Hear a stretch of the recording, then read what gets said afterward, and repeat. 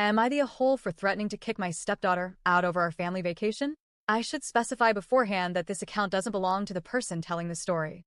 She's never heard of a subreddit before, but after spending a 10-hour road trip together, where we, her biological daughter and I, her daughter's best friend, read her posts from this subreddit, she felt inclined to share her own story. I will be writing this in first person. I just hope that doesn't confuse anyone.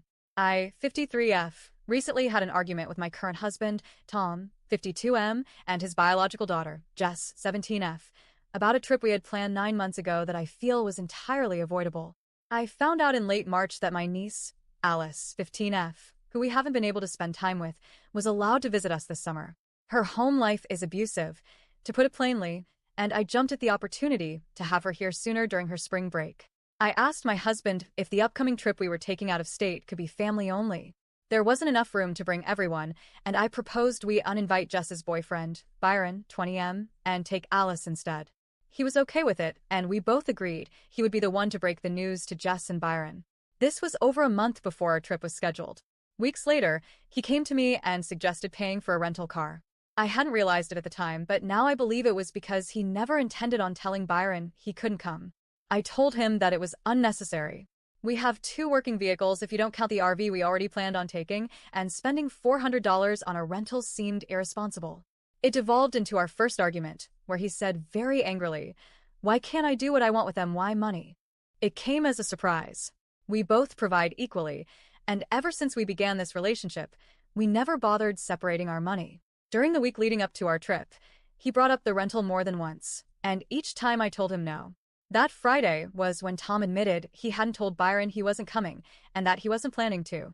We were supposed to leave the following Monday, so you can imagine how irritated that made me. Then the most surprising thing happened. On the way home from prom that Friday night, Jess and Byron got into a minor collision with a deer.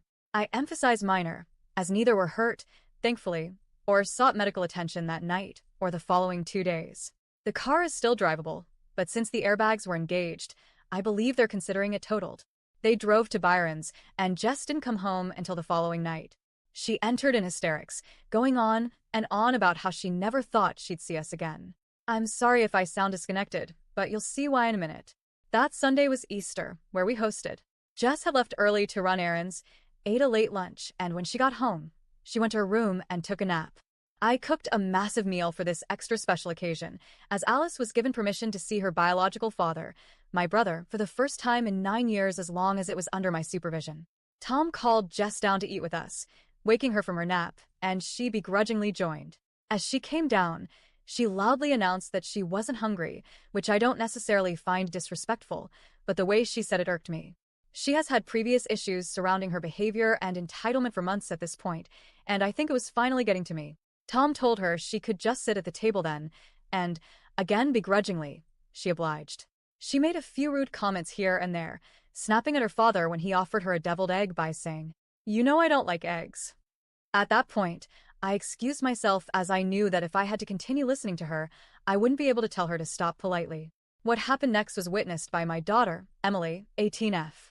She listened as Jess began to talk about how Byron probably wouldn't be able to come to the trip now that he needed to speak to his insurance. It was immediately followed up by her complaining about the minor injuries she sustained from the accident, bruising on her stomach from the seatbelt and back pain, which turned into her saying she needed to see a doctor and that she wanted Byron to come with her. Alice and I were hanging out in the master bedroom when Emily came to find me, repeating the things she heard and telling me, I think she might try to get out of the trip. Not only did I agree, but I found it suspicious that her injuries only bothered her now that her boyfriend wasn't able to come. As Emily predicted, only an hour later, Jess told Tom that she wasn't going on the family trip now that she wasn't feeling well. On top of being upset already, since Tom had told me that morning that he never canceled the rental car, this was the first time in 2 years Emily would be with us for family vacation, and I just wanted it to go well. My disappointment perpetuated my anger, and after Jess and Emily returned to their room, Tom and I began arguing again.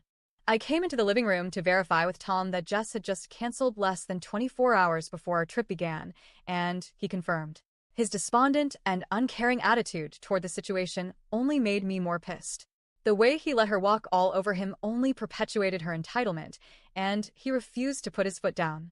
I began to loudly complain about her to him, saying things like, "Who just cancels on someone like that?" It's selfish and shitty. There's no reason she can't go. And if she really needed to see a doctor, she could go early in the morning and we could wait for her. I told him that this entitlement was getting out of hand and that he needed to be a parent. In a way, I wanted her to hear what I was saying. That's when Jess exited her bedroom and from the second story loudly asked if I was talking about her. I'm no liar, so I said, "Yes, of course I'm talking about you. Who else would I be talking about?" And reiterated everything I had said to her father. She tried defending herself, telling me she needed to look out for her and Byron's mental well-being. I didn't believe her, and I let her know, calling her out and telling her that this was becoming a consistent behavior. She had told me before that she liked having the house to herself, that she liked playing house with her boyfriend while we were away, and that yet again she was putting Byron before her family. This was the last trip we would have together as a family before she left for college, and she was choosing to cancel, even though she thought she was never going to see us again just last night. That's when she blew up. It was, bitch this, bitch that. You're a bitch. You're an asshole. At some point between berating me, she asked if I wanted her to leave, and initially I said no, but then she just continued. She just kept going on, and at some point it broke my resolve. I retaliated. I told her if she was going to speak to me like that, she could get the hell out of my house. That's when Tom stood up, now angry at me. Not his daughter, me. He was completely silent up until then, happy to just watch until I tried to do something about it. He then started calling me an asshole, telling me not to treat Jess that way, and implying I was in the wrong for treating the house like it was mine and not ours. I felt disrespected, and then he told me he was done with our marriage. He told Jess to pack her things and went with her upstairs to help, which was when she told him, if she comes upstairs, I'm gonna punch her in her face. Somehow, still, Tom said nothing about her behavior. I went back into the master bedroom, followed by my daughter. That's where Alice, Emily, and I stayed for 5 to 10 minutes before I decided to leave. I went upstairs to apologize, finding her in her room and Tom in the hallway. I stood in the open doorway and told her I was sorry for how things escalated, and she immediately cut me off, telling me that I wasn't sorry. I couldn't control my face, and I found it hard not to smile. I guess the attitude she had when she said it was amusing. It only enraged her further, and she pointed it out. I told her I was just waiting for her to finish and that she wasn't allowed to tell me what I was and wasn't sorry for. I said, I'm sorry for how it escalated. You don't need to leave if you want to stay here, but I never apologized for the things I said about her behavior. She told me, why would I ever want to stay here again? I replied, okay, well, you can leave, but I'm just letting you know that I'm not kicking you out. Jess walked deeper into her bedroom, so I left her alone after that, and both she and Tom continued to pack. He put it all in the rental car, he never canceled, and left.